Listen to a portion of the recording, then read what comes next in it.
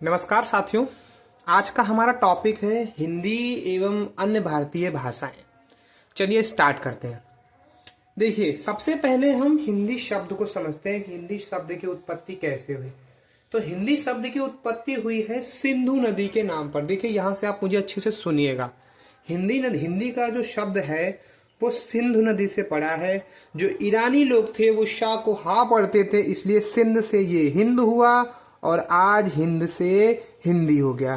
पहली चीज आपको कंफर्म हुई, एक चीज। दूसरा, हिंदी जो है विश्व की 3000 भाषाओं में से एक है। 3000 भाषाओं में से एक है। भारत में कुल 4 भाषा परिवार हैं। हिंदी कौन से भाषा परिवार की है? हिंदी भारूपीय भाषा परिवार की है। तो सबसे पहला है भारूपीय भाषा परिवार। भारूपीय मतलब भारत और यूरोपीय भाषा परिवार। ठीक है, ये लगभग उत्तर पूर्व क्षेत्र में है। जो उत्तर वाला बेल्ट है ना अपनी, ये उत्तर पूर्व बेल्ट में फैला हुआ है, पहला भाषा परिवार। दूसरा द्रविड़, ये दक्षिण में है। उसके बाद तीसरा ये ऑस्ट्रिया, ऑस्ट्रिक, और चौथी है चीन और तिब्बती, चीनी तिब्बती। ये 4 भाषा परिवार भारत में अभी विद्यमान है। हिंदी किसकी? हिंदी भारूपीय भाषा परिवार की है। सबसे बड़ा भाषा परिवार है भारत में, सबसे बड़ा भाषा परिवार। इतनी चीजें आपको क्लियर हुई, इसमें कोई समस्या नहीं। अब बात करते हैं भाषा। ये जो भाषा शब्द है ये कैसे बना है? तो भाषा शब्द बना है भास धातु से, भास धातु, और इसका अर्थ होता है कहना, बोलना या बताना, है ना? बोलना, कहना या बताना। तो आपको भाषा समझ में आया, उसके बाद भाषा से आपको हिंदी भाषा समझ में आई। हिंदी कैसे बनी वो समझ में आई। हिंदी का भाषा परिवार समझ में आया कौन सा है। इतनी चीजें आपको हिंदी में समझ में आई। उसके बाद बात करते हैं हिंदी क्या है। तो हिंदी अर्थयुक्त ध्वनि है। अर्थयुक्त ध्वनि समूह है। ये विकसित किससे है? तो ये विकसित है ब्राह्मी लिपि से विकसित देवनागरी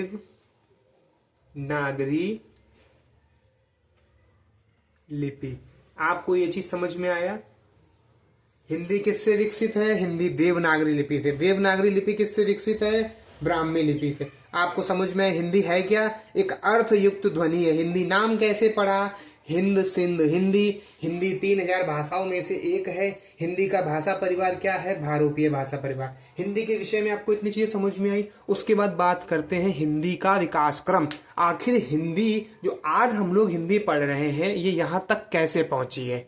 ठीक है, तो अब हम आगे पढ़ते हैं विकास क्रम। देखिए, बात करते हैं विकास क्रम की, हिंदी के विकास क्रम की। तो सबसे पहले थी वैदिक संस्कृत। भारत में पहले वैदिक संस्कृत ही तो चलती थी। वैदिक संस्कृत कौन सी है? जो वेदों में यूज हुई है। ठीक है, वह संस्कृत जो वेदों में यूज हुई है। वेदों के बाद आई है लौकिक संस्कृत।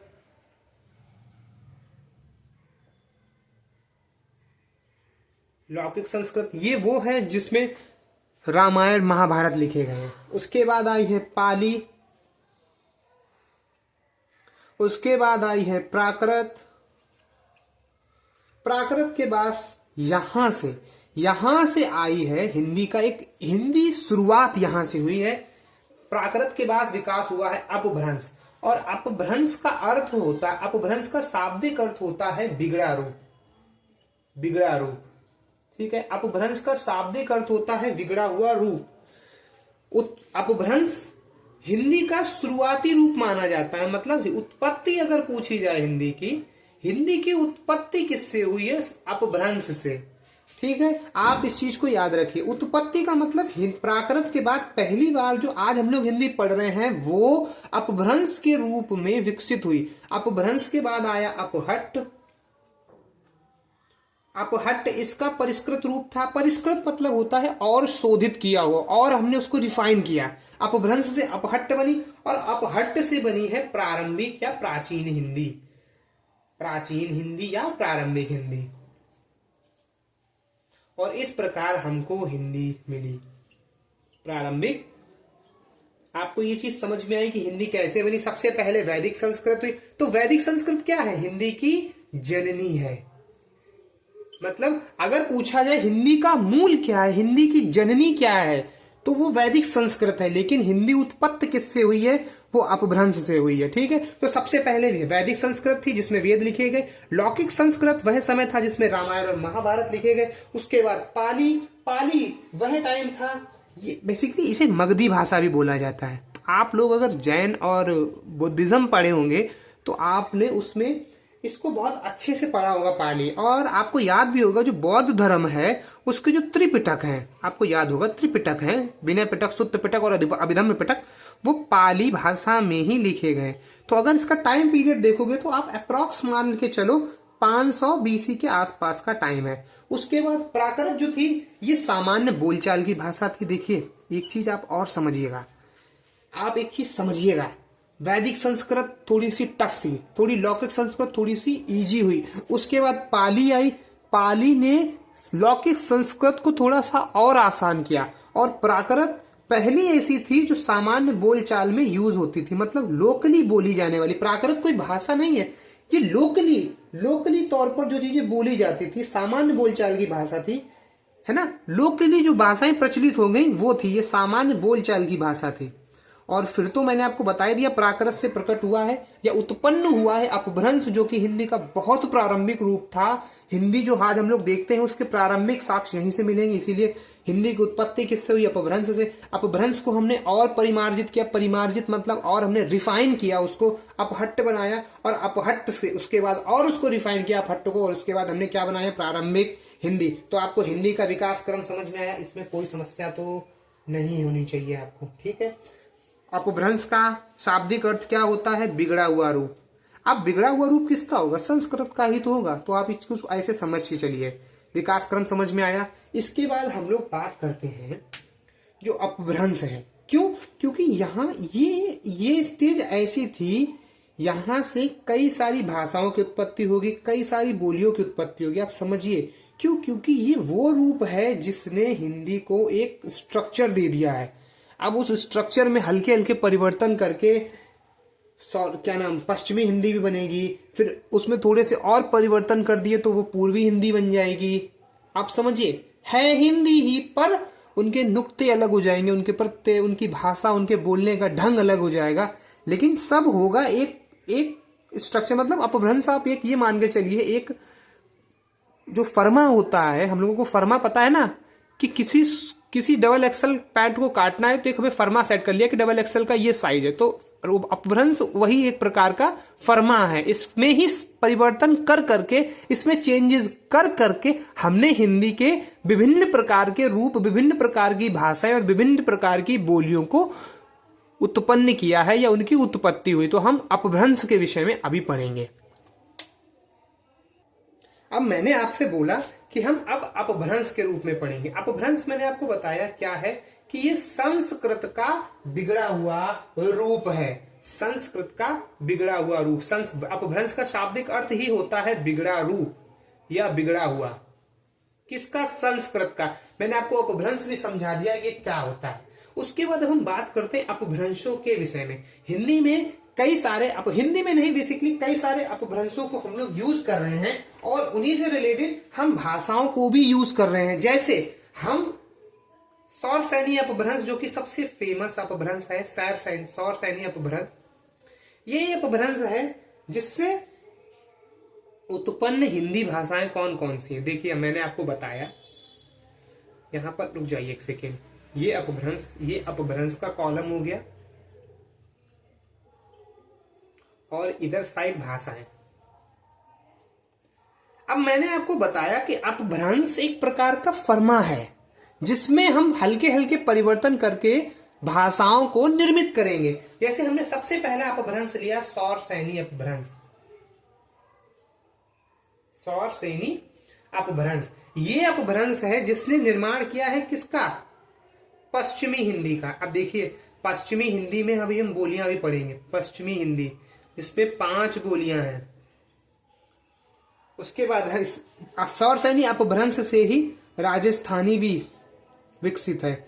चूंकि आप देखेंगे राजस्थानी भी बिल्कुल, अब देखिए पश्चिमी हिंदी का मतलब है ये पश्चिमी, जो पश्चिमी यूपी में बोली जाती है। आप इसको पश्चिमी हिंदी मत बोलिए, पश्चिमी यूपी में बोली जाती है। पश्चिमी मतलब कन्नौज, ब्रज के क्षेत्र में, आगरा वाली बेल्ट पे, मेरठ वाली बेल्ट पे, है ना। तो अगर ये पश्चिमी हिंदी में बोली जा रही मतलब ये पश्चिम के यूपी और पश्चिमी क्षेत्र में बोली जा रही है। तो अगर हम लोग देखेंगे राजस्थान भी पश्चिम में ही है और गुजरात भी पश्चिम में ही पड़ता है। तो सौरसैनी अपभ्रंश का बोलने वाला क्षेत्र क्या है? लगभग कन्नौज से आप ले लीजिए, और कन्नौजी जो भाषा है, कन्नौजी के पश्चिम में चलते चले जाइए और आपको सौरसैनी अपभ्रंश ही मिलेगा। मतलब आपको सैर करनी है यूपी के बाहर तो सौरसैनी अपभ्रंश। आपको एक चीज समझ में आ गई। उसके बाद दूसरा बात करते हैं हम लोग अर्धमगधी अपभ्रंश। अब देखिए अर्धमगधी आपको समझ में आ रहा होगा मगध क्या है। मगध अगर आप इतिहास पढ़े होंगे तो आपको पता होगा मगध मतलब बिहार क्षेत्र, परंतु ये आधा मगध है। आधा मगध कहां पे मिलेगा? हमारे पूर्वांचल बेल्ट पे। तो अर्धमगधी अपभ्रंश से रिलेटेड या अर्धमगधी अपभ्रंश से विकसित कौन सी भाषा होगी? पूर्वी हिंदी, या मतलब पूर्वी यूपी में बोली जाने वाली भाषा। परंतु ये मगध में नहीं बोली जा रही। इसका मतलब अगला अपभ्रंश हमारा कौन सा होगा? मगधी, है ना। मगधी अपभ्रंश। मगधी मतलब ये बिल्कुल प्रॉपर बिहार और बिहार से रिलेटेड क्या है? बिहार, उड़ीसा, बंगाल और असमिया मतलब असम। तो बिहारी भाषा, बिहारी में दो बोलियां हैं। अच्छा, इनकी बोलियों में मैं अभी लिख दे रहा हूं। जैसे पूर्वी हिंदी में 3 बोलियां हैं, बिहारी में 2 बोलियां। उसके बाद उड़िया खुद एक प्रकार की भाषा है। उसके बाद बांग्ला स्वयं एक भाषा है, और असमिया। देखिए आप अभी कंफ्यूज होंगे, आप अभी कंफ्यूज इस प्रकार से होंगे कि हम ये क्या लिख रहे हैं। अब मैं आपको यहीं पे थोड़ा सा समझाऊंगा, आप उस चीज को अच्छे से समझ जाएंगे। देखिए हम पश्चिमी यूपी में हम लोग बोलते हैं खाना खा लो। हम लोग बोलते हैं ना खाना खा लो। लेकिन जब हम खाना खा लो, ये पश्चिमी यूपी की बात है ना। अब जैसे राजस्थान में बोलेगे तो यहाँ पे ना को ड़ा बोलते हैं, तो खाना खा लो। आप समझिए, उस चीज को समझिए। ये सौरसैनी अपभ्रंश से पश्चिमी हिंदी जो विकसित हो रही है आप उसको समझिए। लेकिन जैसे ही आप पूर्वी यूपी में जाएंगे, मतलब अवध और अवध के बेल्ट को पार करेंगे, बलिया, सिद्धार्थनगर, इस वाली बेल्ट में जाएंगे, तो क्या खाना खा ले ना, मतलब वहां पर उनके जो शब्द हैं, उनकी मात्राएं हैं, वो गोल में जाएंगी। उनमें एकदम इसलिए स्ट्रेट मात्रा, जैसे हम लोग बोलते हैं खाना खा लो, वो खाना खा लो उनकी मात्राएं लोप में जाएंगी। खाना खा ही ले, इस टाइप से आप समझिए। उसके बाद जैसे ही आप बिहार वाली बेल्ट पे जाएंगे तो खाना खा लेने वाली, इस प्रकार के वर्ड्स यूज होंगे। जब बंगाली भाषा में बोलोगे तो हम नहीं खाओगे, इस प्रकार के वर्ड्स होंगे। देखिए शब्द वही है, शब्द हिंदी के ही है, खाने की बात हो रही है, पर जब बांग्ला की बात हो रही है तो वो खौबे और इस प्रकार के वर्ड्स होंगे। लेकिन जब हम पश्चिमी हिंदी में आएंगे तो वो खा लो। तो आपको ये समझ में आ रहा है कि अपभ्रंश से कैसे विकसित हो रही है। अब जैसे मगधी अपभ्रंश का मतलब क्या है कि हमने अपभ्रंश एक ऐसा खाका तैयार किया है हिंदी का ही, मगधी अपभ्रंश, जिससे विकसित ये सारी भाषाएं होंगी। हल्का हल्का परिवर्तन करके ये सारी भाषाएं विकसित हो गई हैं। उसके बाद चौथा अपभ्रंश बात करते हैं, ये ज्यादा इंपॉर्टेंट नहीं है, खस अपभ्रंश है। और खस खास है। खास कहां पे? हमारे पहाड़ी क्षेत्र, पहाड़ी बेल्ट में बोली जाती है। और अगर आप उत्तराखंड में जाएंगे तो आपको 2 प्रकार के पहाड़ मिलेंगे, एक कुमाऊं, तो पहली भाषा क्या होगी हमारी? कुमाऊं भाषा, और दूसरी होगी गढ़वाली भाषा। आप उत्तराखंड से जो लोग हैं वो इजीली जान पहचान जाएंगे। उसके बाद 5वां महाराष्ट्री अपभ्रंश या मराठी आता है, मराठी। तो आपको अपभ्रंश समझ में आ गया कि कैसे उत्पत्ति हो रही है। ये अपभ्रंश को आपको समझ में आ गया, इसमें कोई समस्या नहीं। अपभ्रंश समझ गए क्या होता है, अपभ्रंश से कौन कौन सी भाषाएं उत्पन्न हुई हैं वो समझ में आ गया। मैंने आपको सौर सैनी बताया। अगर आपको सौर सैनी अपभ्रंश के विषय में सोचना पड़ेगा तो आपके दिमाग में तुरंत आना है कि हमें यूपी के बाहर से आके जाना पड़ेगा। कहां पर? पश्चिम में। तो पश्चिमी हिंदी, यदि पश्चिमी हिंदी है तो राजस्थानी भी आएगी, और राजस्थानी भाषा है तो गुजराती भी आएगी। आपको तीन याद होनी चाहिए। उसके बाद अर्ध मगधी, मतलब ये मगध मतलब बिहार पे नहीं पहुंचेगा तो यूपी में कौन सा बेल्ट बचा है? पूर्वांचल। मगधी भाषा बिहार, जो लोग जो बलिया या बनारस इस प्रकार की बेल्ट, यहाँ की बेल्ट से होंगे तो वो इजिली समझ जाएंगे। अर्ध मगधी मतलब पूर्वी हिंदी या पूर्वी यूपी में बोली जाने वाली भाषा। उसके बाद जैसे हम लोग मगध में पहुंचेंगे तो मगध मतलब बिहार, सबसे पहली बिहारी, उड़िया, उसके बाद बांग्ला और फिर असमिया। उसके बाद खस अपभ्रंश पहाड़ में पहाड़ी भाषा के लिए, और पहाड़ी में दो चलती है, गढ़वाली और कुमाऊं। जो उत्तराखंड के लोग हैं वो अच्छे से जानते हैं, वहां के जो टेरेन है उसको दो क्षेत्र में बांटा गया, गढ़वाली क्षेत्र, कुमाऊं क्षेत्र। आप इसमें कोई समस्या नहीं, अपभ्रंश आपको समझ में आ गया। अब हम बात करते हैं हिंदी। जो हिंदी है स्पेशली हिंदी, अभी हमने अपभ्रंश समझा, अब अपभ्रंश से विकसित होगा अपहट्ट, और अपहट्ट के बाद पहुंचेगी हिंदी। तो अब हम हिंदी को स्प्लिट करेंगे कि आखिर हिंदी को किन किन भाषाओं और किन किन बोलियों के रूप में जाना जाता है। ठीक है, यहां तक आपको समझ में आ गया। अब चलते हैं आगे। देखिए, मैंने आपको बताया था कि हिंदी शब्द क्या है? हिंदी शब्द फारसी शब्द है जो कि सिंधु नदी के नाम पर पड़ा है। आपको मैंने यह भी बताया था कि सा को वो हा बोलते थे तो वो हिंदू पड़ गया। आपको ये चीज समझ में आ गई होगी। हिंदी कैसा शब्द है? हिंदी मूलतः फारसी शब्द है, पहली चीज। दूसरी, हम लोग बात करते हैं आखिर हिंदी जो है, हिंदी को किस प्रकार से वर्गीकृत किया गया है। तो गियर्सन, एक महाशय है गियर्सन, जिन्होंने modern vernacular act, modern vernacular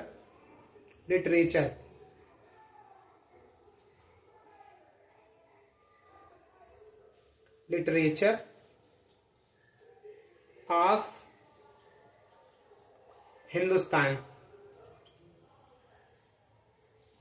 Hindustan में हिंदी को उपभाषा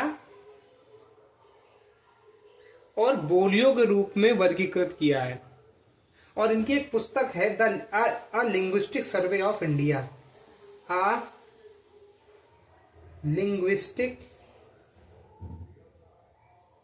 लिंग्विस्टिक सर्वे ऑफ इंडिया, जिसमें इन्होंने हिंदी को 5 उपभाषाएं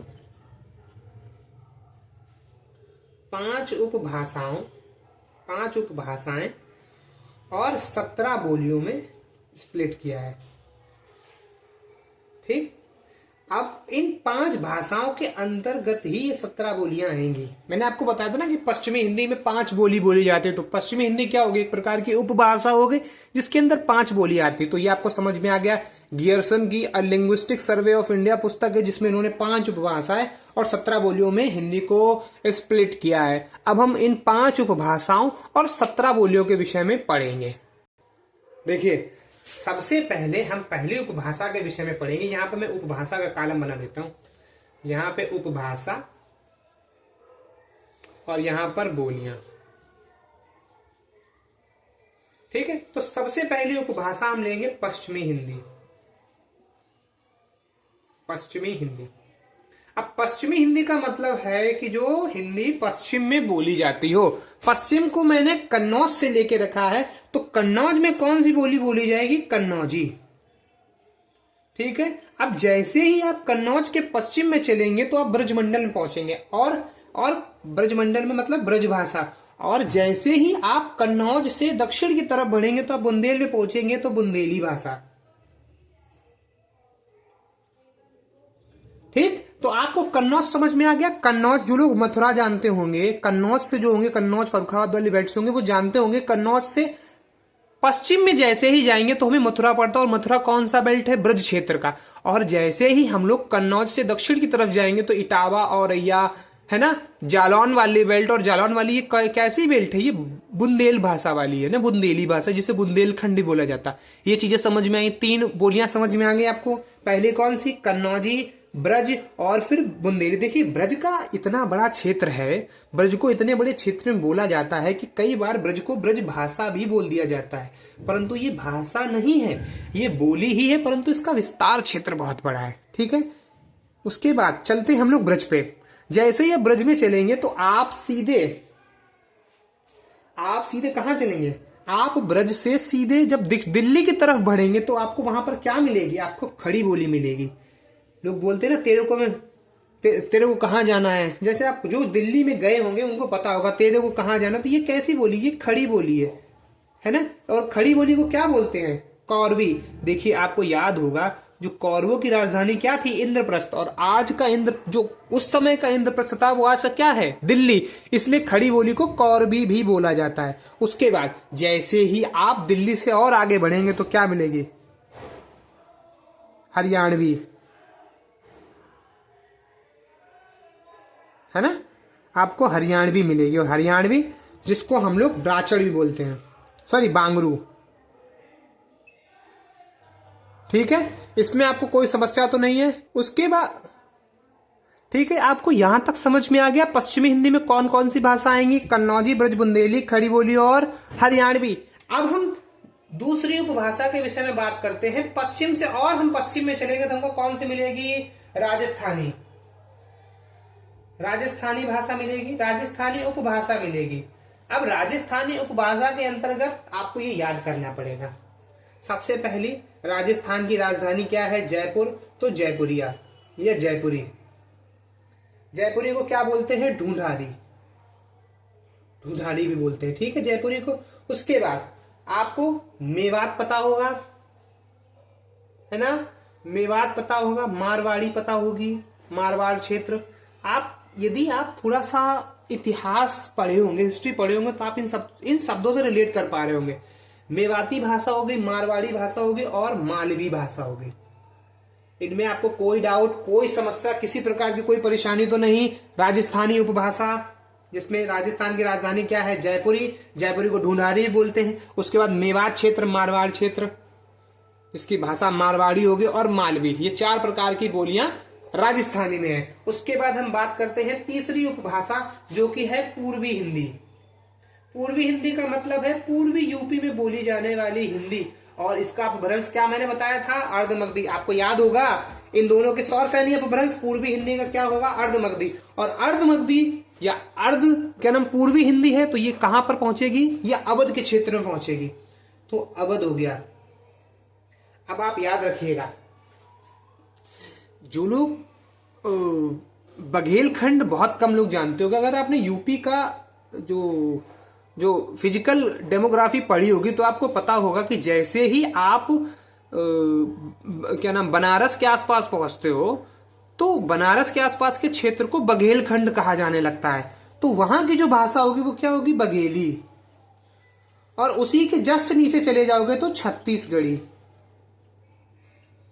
तो आपको ये तीनों बोलियां समझ में आ गई।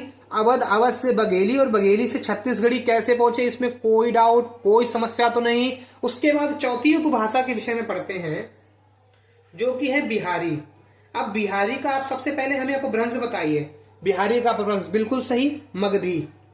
और अगर यदि मगधी है तो आप बिहारी की बोलियों को बहुत अच्छे से जानते होंगे। सबसे पहली भोजपुरी, बहुत फेमस गाने होते हैं भोजपुरी के, तो भोजपुरी। उसके बाद मैथिली पेंटिंग, मिथिला पेंटिंग। आप लोग अगर नहीं जानते हैं तो इसको याद रख लीजिए, मैथिली भाषा भी होती है और मैथिली से ही मिथिला पेंटिंग भी है। और तीसरी आती है मगही।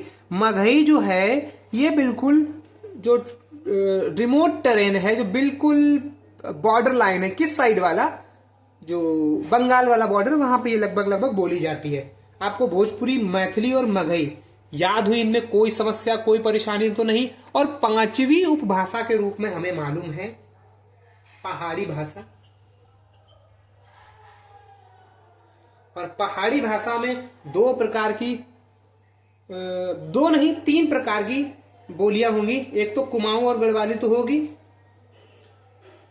कुमाऊनी,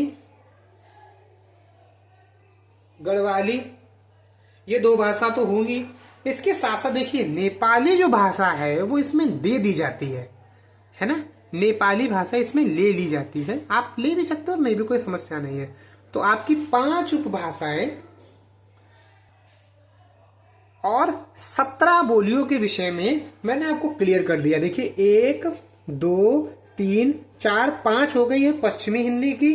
राजस्थानी कितनी? जयपुरी, मेवाती, मारवाड़ी और मालवी 4 राजस्थानी। पूर्वी हिंदी की अवधी, बघेली, छत्तीसगढ़ी 3 पूर्वी हिंदी की। बिहारी की 3, भोजपुरी, मैथिली और मगही बिहारी की 3, और पहाड़ी की कुमाऊं और गढ़वाली ये 2।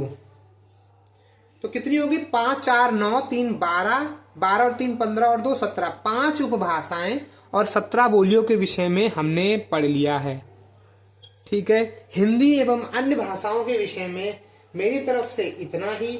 इसके अतिरिक्त यदि आप हिंदी को यूपी विशेष के तौर पर पढ़ना चाहेंगे तो कभी मैं जरूर आपको पढ़ा दूंगा। या अभी देख लीजिए, जैसे हिंदी यूपी में कब जुड़ी? 1968 में जुड़ी है। यूपी की भाषा के तौर पर हिंदी में 1968 में जुड़ी है। उसके बाद 1 2 4 अब पढ़ ही लीजिए संवैधानिक तौर पर। या आज के लिए इतना ही रहने दीजिए। हिंदी से रिलेटेड सिर्फ संवैधानिक परिप्रेक्ष्य बचा है, वो यदि कंप्लीट आप चाहेंगे तो मैं वो भी बता दूंगा। आज के लिए इतना ही, तब तक के लिए धन्यवाद।